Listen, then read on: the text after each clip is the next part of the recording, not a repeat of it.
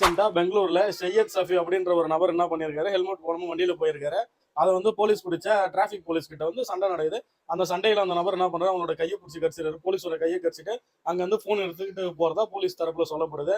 இந்த ஒரு பிரச்சனையில அவர் மீது வந்து வழக்கு பதிவு பண்ணியிருக்காங்க. கிட்டத்தட்ட 5 பிரிவுக்கு மேல வந்து பாத்தீங்கன்னா அவர் மேல வழக்கு பதிவு பண்ணியிருக்காங்க. இந்திய தண்டனை சட்டத்துல 392, 341, 332, 353 அது மட்டும் இல்லாம அப்புறம் வந்து 504, 506ல வந்து அவர் மீது வழக்கு பதிவு பண்ணியிருக்காங்க. அதாவது ஒரு கிரிமினல் இன்டிமிடேஷன், அப்புறம் வந்து போலீஸ் வேலை செய்யாம தடுத்தது, கிரிமினல் ஃபோர்ஸை பயன்படுத்தி ஒரு பப்ளிக் சர்வெண்ட் வந்து வேலை செய்யாம விடாம தடுத்ததுன்னு சொல்லிட்டு நிறைய பிரிவுகள் அவர் மீது வந்து வழக்கு பதிவு பண்ணியிருக்காங்க. இதுல வந்து நீங்க தெரிஞ்ச வேண்டியது, ஹெல்மெட் போடல அப்படின்றதுனா வந்து தப்பு தான். ஒருவேளை அதை போலீஸ் வந்து பிடிச்சி கேட்கறாங்க அப்படின்னா கண்டிப்பா நீங்க அதற்கான ஒரு பதிலை கொடுக்கணும். ஹெல்மெட் போடல அப்படின்னா அதுக்கு ஃபைன் போடுறாங்க, அதை கட்டி தாங்க ஆகணும். இதுதான் வந்து சட்டம். இதுல வந்து யாராவது ஒரு போலீஸை இந்த மாதிரியான ஒரு செயல்கள்லாம் செஞ்சீங்க அப்படின்னா கண்டிப்பா வந்து பாதிப்பு நமக்கு தான் அப்படின்றத நீங்க எல்லாரும் தெரிஞ்சுக்கணும். சட்டம் தன் கடமையை செய்யும்ன்ற மாதிரி இப்போ வந்து அந்த ஒரு நபர் மீது போலீஸ் வழக்கு பதிவு பண்ணியிருக்காங்க ஒரு விஷயத்த கட்டாயம் நீங்க எல்லாரும் தெரிஞ்சுக்கணும்.